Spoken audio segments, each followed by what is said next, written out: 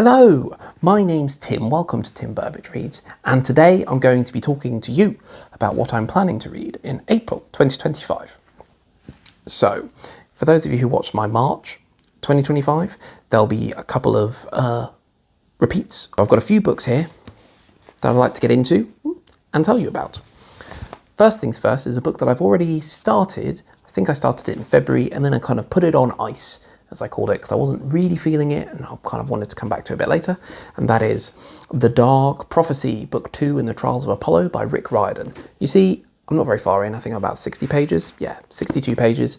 And I kind of it wasn't grabbing me. And I was like, oh, let's move on to something else and I'll come back to it. So that's what I'm planning to do. We are currently reading Percy Jackson and the Lightning Thief to the kids. And we went to see the show with the kids and it was brilliant.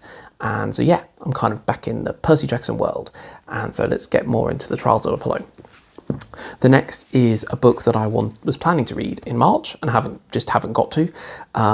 Partly because my reading generally has been a bit slow this month, but also I got a book from the library, which kind of blows up the TBR because I wasn't planning on getting it.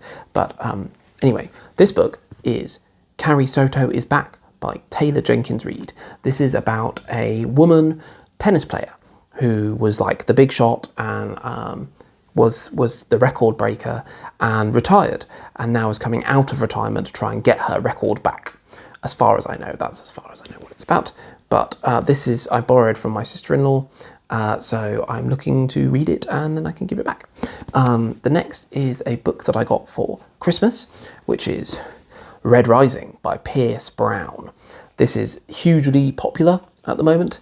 And I think the last book in the series, which is book 7, called Red God, is due to come out at the end of this year, maybe early next year. And I've got the first two. Bought the first two for Christmas, so maybe I'll get into them and read them.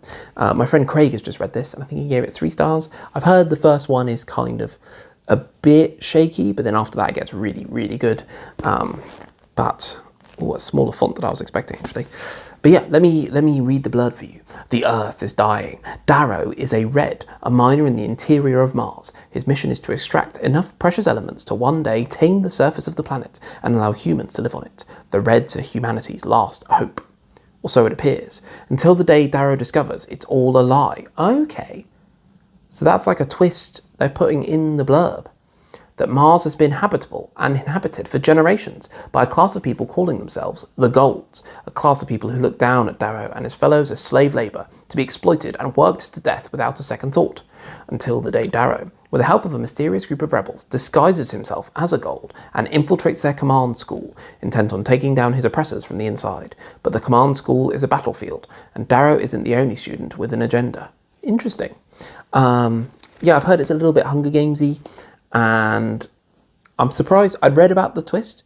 I'd heard about the twist. People talk about it. I didn't realise it was on the blurb. So, looking forward to getting to that. Kind of looks to be quite a fast-paced sci-fi action thriller. And the book that I bought myself the other week when I went up to London, I bought this in foils, I believe, did I buy this in foils? Or was it in... Yeah, it was in foils. The Storm and the Seahawk by Kieran Millward Hargrave. So this is book 2 in the Geomancer trilogy. Kieran is a close friend and she's a brilliant writer. It says, an epic quest for the magic that could save the world or destroy it. Isolde is on the run, travelling with a rebellious princess to the wilds of the Draken Peaks on the back of a huge sea wolf. With her faithful Seahawk Nara by her side, her quest to find the fabled magic of the Geomancer is just beginning. So, first of all, what an incredible cover that is. You know, you've got waves, you've got mountains, you've got wolf, you've got hawks. Just the colours are so vivid. The font is really nice as well. I think In the Shadow of the Wolf Queen, which was book 1, it was the best book, I think, was my favourite book that Kieran has written.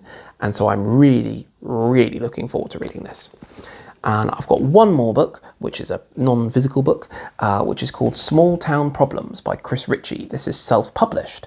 And Chris reached out to me and said, do you want to read it? And I said yes, because it's very, very hard to write a book. It's even harder to get a book published, and it's even harder to get people to read it and review it. So that's what I'm looking to do. I've also got some books that are kind of carrying over. So I've started The Thursday Murder Club by Richard Osman. I'm like 40 pages in, and I'm looking to kind of finish that kind of by early April.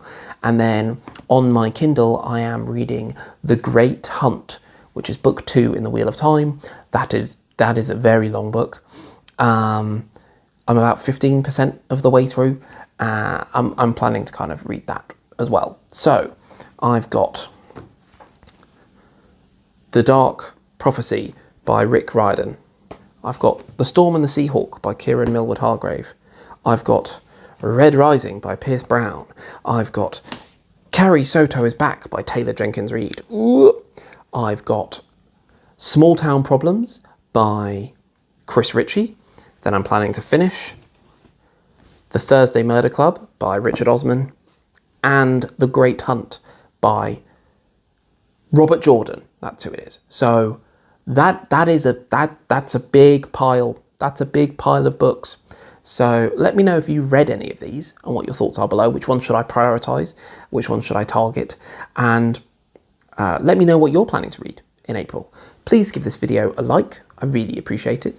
And if you want to see more, if you want to see reviews for these, or what my thoughts are in a wrap-up, or any other kind of random video that I occasionally throw together, just subscribe, and I'll see you in the next one. Now, get out of my house!